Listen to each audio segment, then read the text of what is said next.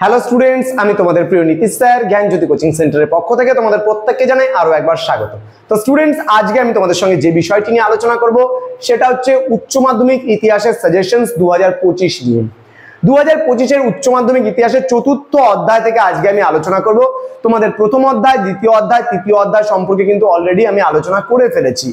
আজকে আমি আলোচনা করব তোমাদের সঙ্গে চতুর্থ অধ্যায়ের খুবই গুরুত্বপূর্ণ সাজেশনস গুলো নিয়ে, কারণ সামনে পুজো এবং পুজোর রেস কাটতে না কাটতেই কিন্তু তোমাদের টেস্ট পরীক্ষা শুরু হয়ে যাচ্ছে এবং তোমাদের টেস্ট এবং ফাইনালের জন্য একেবারে 100% কমন, আমি আবারও বলছি একেবারে 100% কমন সাজেশনস। ওকে, উচ্চ মাধ্যমিক ইতিহাস পরীক্ষায় একেবারে 100% কমন সাজেশনস পেতে গেলে অবশ্যই আমাদের চ্যানেলটিকে সাবস্ক্রাইব করে পাশে থাকা বেল আইকন অল প্রেস করে রাখো, যাতে নেক্সট টাইম থেকে কোনো ভিডিও আপলোড করলে তার নোটিফিকেশন সবার আগে তুমি পেতে পারো। আমাদের প্রত্যেকটা সাবজেক্টের সাজেশনস কিন্তু এই ইউটিউব চ্যানেলে বিভিন্ন স্যার ম্যাডামেরা দেবেন।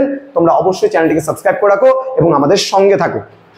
তো স্টুডেন্টস, আজকের ক্লাসটা চতুর্থ অধ্যায়ের আমি মোট 4খানা প্রশ্ন তোমাদের বলে দেবো। এই 4খানা প্রশ্নের মধ্যে একটা প্রশ্ন অন্ততপক্ষে তোমরা কমন পাবে, কারণ এই লেসন থেকে একটা প্রশ্নই তোমাদের আসবে। সর্বমোট ইতিহাসের আছে 8টা লেসন এবং এই 8টা লেসন থেকে তোমাদের প্রশ্ন আসবে 10খানা। যে কোনো একটা লেসন থেকে ডাবল প্রশ্ন অর্থাৎ দুটো প্রশ্ন আসবে। প্রথম 4টে অধ্যায় থেকে নেওয়া হবে কিন্তু 5টা প্রশ্ন। তো আজকে আমার দিলে পারে চতুর্থ অধ্যায় শেষ হয়ে যাবে, অর্থাৎ প্রথম 4টা প্রশ্ন কিন্তু তোমাদের 5টা প্রশ্ন কিন্তু প্রথম 4টা অধ্যায় থেকে 5টা প্রশ্ন, যে কোনো একটা অধ্যায় থেকে ডাবল প্রশ্ন আসবে, এটা মাথায় রাখবে। এবং তোমাদের কিন্তু প্রথম গ্রুপ থেকে দুটো প্রশ্ন প্রথমে করতে হবে, অর্থাৎ 1, 2, 3, 4 4টা অধ্যায় রয়েছে। আবারও বলছি আমি, তাহলে প্রথম, ফার্স্ট, সেকেন্ড, দ্বিতীয় অধ্যায়, থার্ড অ্যান্ড ফোর্থ, এই 4টা লেসনকে নিয়ে করা হয়েছে গ্রুপ এ, GA মানে গ্রুপ এ। এবার গ্রুপ বি করা হয়েছে 5th, 6th, 7th and 8th lesson থেকে। এবার এখান থেকে মনে করো একটা প্রশ্ন, এখান থেকে একটা প্রশ্ন, এখান থেকে একটা অর দিয়ে আর একটা প্রশ্ন আসবে, এখান থেকে একটা প্রশ্ন। তো এইভাবে কটা প্রশ্ন হলো? টোটাল 5টা প্রশ্ন। এখানেও একইভাবে প্রশ্ন, এখান থেকে একটা মনে করো, এখান থেকে একটা, এখান থেকে একটা অর দিয়ে আরেকটা, এখান থেকেও একটা। তাহলে কটা হলো? এখান থেকেও টোটাল 5টা প্রশ্ন হলো। তাহলে এখান থেকে 5টা প্রশ্নের মধ্যে প্রথমে দুটো প্রশ্ন লিখতে হবে, এখানে 5টা প্রশ্নের মধ্যে প্রথমে দুটো প্রশ্ন লিখতে হবে। 2 2 হলো কটা? 4টা প্রশ্ন। এটা লেখার পরে যে কোনো একটা গ্রুপ থেকে তোমার ইচ্ছা মতো তুমি আরেকটা প্রশ্ন লিখতে পারো। টোটাল 5টা প্রশ্ন ইনটু 8, 5 8 40 নাম্বার তোমার কিন্তু বড় প্রশ্নের উপর তোমাকে তুলতে হবে। তো স্টুডেন্টস, অবশ্যই ধৈর্য ধরে ক্লাসগুলো আমাদের করো।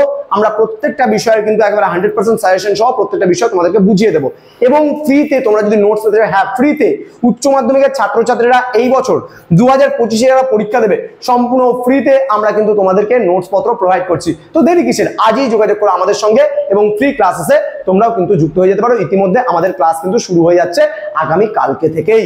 তো চলো শুরু করছি আজকের ক্লাসটি। কি বলেছে দেখো, প্রথম প্রশ্ন, ভারতের সমাজ সংস্কারক হিসাবে রাজা রামমোহন রায়ের অবদান আলোচনা করো। খুবই গুরুত্বপূর্ণ প্রশ্ন চতুর্থ অধ্যায় থেকে। ভারতের সমাজ সংস্কারক হিসাবে রাজা রামমোহন রায় সম্পর্কে আলোচনা করো। দ্বিতীয় প্রশ্ন, ব্রিটিশ শাসনকালে আদিবাসী ও দলিত সম্প্রদায়ের বিবরণ দাও। আবার বলছি, ব্রিটিশ শাসনকালে আদিবাসী ও দলিত সম্প্রদায়ের যে আন্দোলন আছে সেই আন্দোলনের বিবরণ দাও। অথবা দিয়ে এই প্রশ্নটা আসতে পারে, ব্রিটিশ শাসনকালে ভারতের আদিবাসী ও দলিত শ্রেণীর আন্দোলনের বিবরণ দাও। আমি আবারও বলছি, প্রথম প্রশ্ন, ভারতের সমাজ সংস্কারক হিসাবে রাজা রামমোহন রায়ের অবদান আলোচনা করো। দ্বিতীয় প্রশ্ন, ব্রিটিশ শাসনকালে ভারতের আদিবাসী ও দলিত শ্রেণীর আন্দোলনের বিবরণ দাও। তৃতীয় প্রশ্ন, বাংলার নবজাগরণের প্রকৃতি নিয়ে আলোচনা করো, এর সীমাবদ্ধতা কি ছিল। আবারও বলছি, বাংলার নবজাগরণের প্রকৃতি সম্পর্কে আলোচনা করো, এর সীমাবদ্ধতা কি ছিল। এবং সর্বশেষ প্রশ্ন এই অধ্যায় থেকে, চীনে চৌঠা মে আন্দোলনের কারণগুলি আলোচনা করো। চীনে চৌঠা মে আন্দোলনের কারণগুলি আলোচনা করো, এই আন্দোলনের গুরুত্বগুলি সম্পর্কে আলোচনা করো। এই 4টে প্রশ্ন তোমাদের পড়লেই কিন্তু এখান থেকে হয়ে যাচ্ছে। তো স্টুডেন্টস, পরবর্তী চ্যাপ্টার নিয়ে অর্থাৎ আগামী কালকে আমি আলোচনা করব তোমাদের পঞ্চম অধ্যায় থেকে অতি গুরুত্বপূর্ণ যে সমস্ত প্রশ্নগুলো 8 নাম্বারের জন্য খুবই গুরুত্বপূর্ণ প্রশ্নগুলো, সেই নিয়ে আলোচনা করব কিন্তু পরবর্তী ক্লাসগুলোতে। চোখ রাখো আমাদের ইউটিউব চ্যানেলে, তোমাদের সাথে আছি আমরা, তোমাদের পাশে আছি আমরা। দেখা হচ্ছে আরো একটা নতুন ক্লাস নিয়ে। তোমরা প্রত্যেকেই ভালো থেকো, সুস্থ থেকো।